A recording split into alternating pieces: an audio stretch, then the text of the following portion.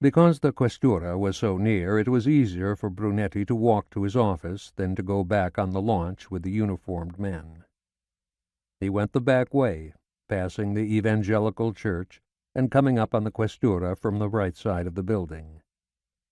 The uniformed man at the front entrance opened the heavy glass door as soon as he saw Brunetti, who headed for the stairway that would take him to his office on the 4th floor, passing beside the line of foreigners seeking residence and work permits, a line that extended halfway across the lobby.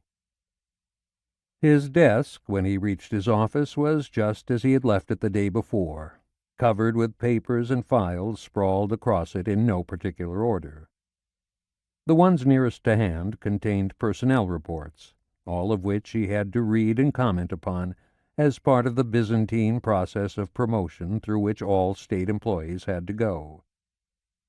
The second pile dealt with the last murder in the city, the brutal, crazed beating to death of a young man that had taken place a month ago on the embankment of the Zattere.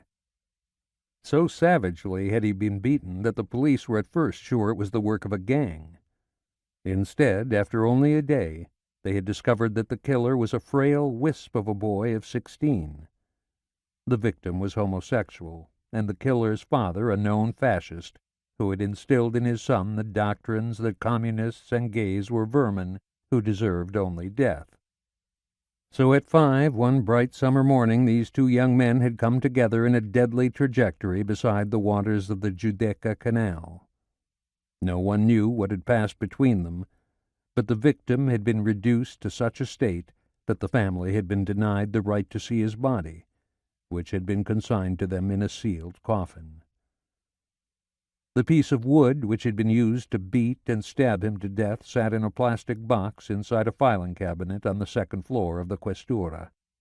Little remained to be done save to see that the psychiatric treatment of the killer continued, and he was not allowed to leave the city. The state made no provision for psychiatric treatment for the family of the victim.